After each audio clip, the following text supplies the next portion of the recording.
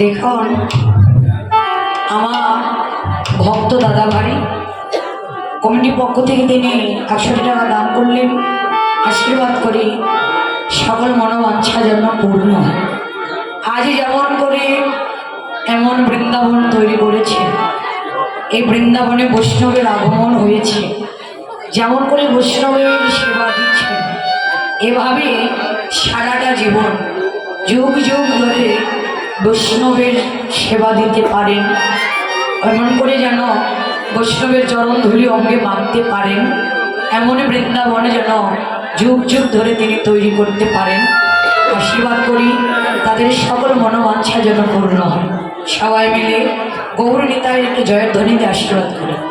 জয়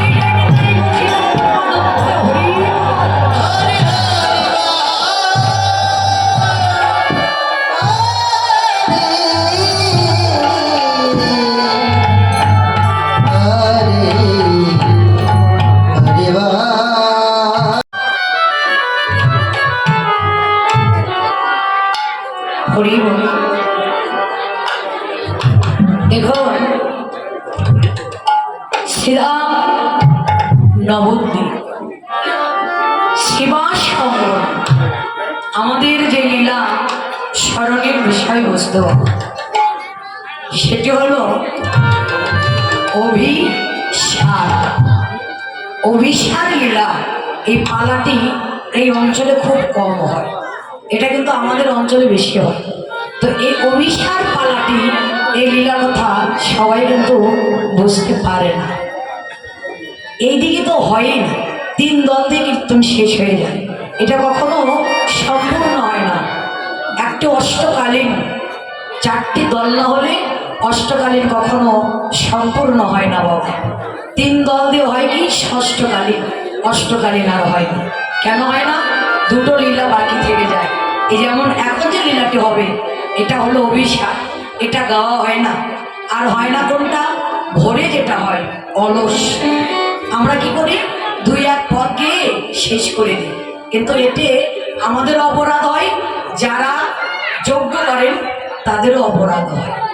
আমার দাদা ভাইরা কাকাবাবুরা আজকে যে লীলাটা করছেন, যে অষ্টপ্রহর, যে আজকে যে অষ্টকালীন হচ্ছে, এটা একেবারে সম্পূর্ণ। আজকের এই যজ্ঞটা একেবারে সঠিক সম্পূর্ণভাবে হচ্ছে, এতে কোনো অপরাধ নেই। তো যাই হোক, দেখুন লীলাটি পরিবেশন হয়, অনেক অনেক ভুল ত্রুটি রসবাস হবে। নিজের সন্তান ভগ্নী মনে করে সকল ভুল ত্রুটি ক্ষমা দৃষ্টিতে মার্জনা করবে। আজ শ্রীরাম নবদ্বীপে আমার কৃষ্ণপ্রিয়ার প্রাণবল্লভ যিনি হলেন গদাধরের পরাণ বধূ, এই অনন্ত কোটি জগৎ জীবের নয়নের মনে আজ ভগবান তিনি বিভোর হলেন। কিসের ভাবে? ব্রজের ভাবে। বৈষ্ণব কবি কি বললেন? ব্রজ অভিসারী ভাবি বিভাবিত নবদ্বীপ ছাদ বিভোর। ব্রজের ভাবে আজ গৌর আমার বিভোর। কিন্তু ব্রজের কোন ভাব বাবা? ব্রজের ভাব পঞ্চভাব, শান্ত, দাস্য, সক্ষ, বাৎসল্য, আর একটি হলো মধুর। এই যে ব্রজের পঞ্চভাব, এই পঞ্চভাবের মধ্যে মা আজ গৌরীর অন্তরে কোন ভাব জেগেছে কে বলতে পারে বলুন তো? গৌরীর ভাব এই জগতের মুখে সবাই কি কখনো বুঝতে পারে বাবা? গৌর হরির ভাব, গৌর হরির লীলা এই জগতে সবাই কেউ কোনোদিন বুঝতে পারে না। বোঝে কারা? জ্ঞানী নয়, পণ্ডিত নয়, বিদ্যান নয়, ধনী নয়, মানি নয়, কেউ নয়, একমাত্র যারা হলেন ভাবুক, একমাত্র যারা হলেন বৈষ্ণব, তারাই কেবল এই ভগবানের ভাব, ভগবানের লীলা, তার গুণ তারাই কেবল বুঝতে পারে। তো গৌর হরির ভাব বললেন, হে জগৎজি, এই মোহ মায়ার বোঝা মাথায় নিয়ে সাধুগুরু বৈষ্ণবের কৃপা বিনে কোনোদিনই কখনো তার ভাব বোঝাও যায় না, অপরকে কখনো বোঝানো সম্ভব হয় না। বাবা, এই মায়াময় সংসারের বোঝাটা এত বড় একটি ভারী বোঝা। জীবনে যারা অনুভব করেছেন একমাত্র তারাই বলতে পারেন, তারা বুঝতে পারেন যে মায়াময় সংসারের বোঝাটা মা কত বড় একটি ভারী বোঝা। অনুভব না করলে কোনোদিন বোঝা যায় না। এই যে এই সংসারের বোঝা, দেখুন এই জগতের বুকে একটি গাধার পিঠে আপনি যত বড়ই ভারী বোঝা তুলে দেন না কেন বাবা, গাধা তার পিঠ করে বোঝা নিয়ে যাবে, মনে মনে ভাববেন সময় হলে ঠিকানায় পৌঁছে গেলে আমার মালিক আমার পিঠ থেকে বোঝা নামিয়ে নেবে। কিন্তু বলুন তো, আমরা কি কেউ জানি?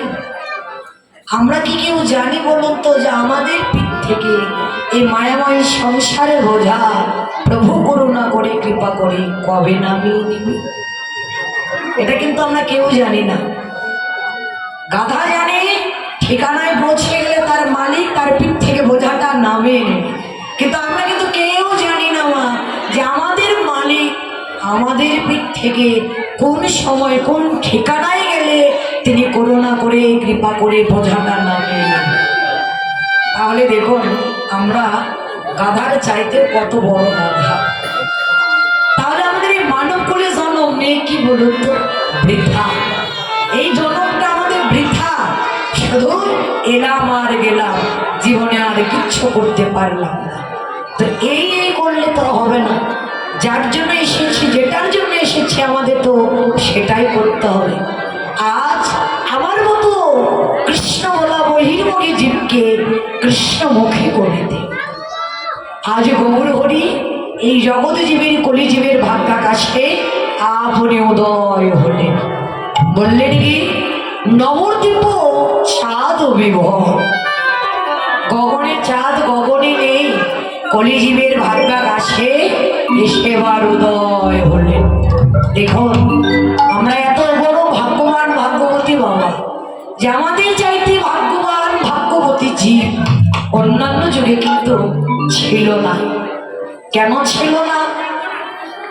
অন্যান্য যুগে শুধু তারাই করুণা কৃপা লাভ করেছে যারা করুণার যোগ্য ছিল, কৃপার যোগ্য ছিল।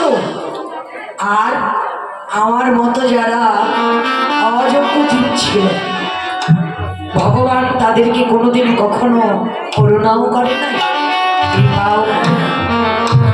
কিন্তু সত্য ত্রেতা তারপর 3 যুগ পর এই বর্তমান কলিযুগে মা যারা করুণার যুগ, প্রভু তো তাদেরকে করুণা করবে, কিন্তু আমার মতো যারা অযোগ্য জীব, প্রভু এই পতিত পাবন অবতারে তিনি কাউকে বাকি রাগিবে না রে।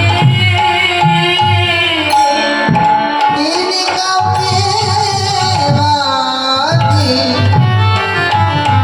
রাখবে না রে। ও তিনি কাউকে বাকি রাগিবে না রে।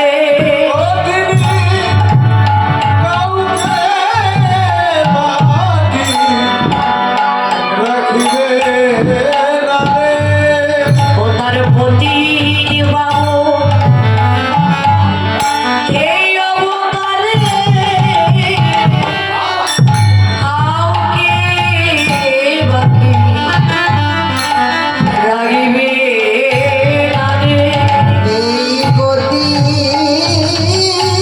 পাবো অবতারে কাউকে বাকি রাখবে না রে। ও তার পতি বাবু অবতারে তিনি কাউকে বাকি রাগিবে না রে।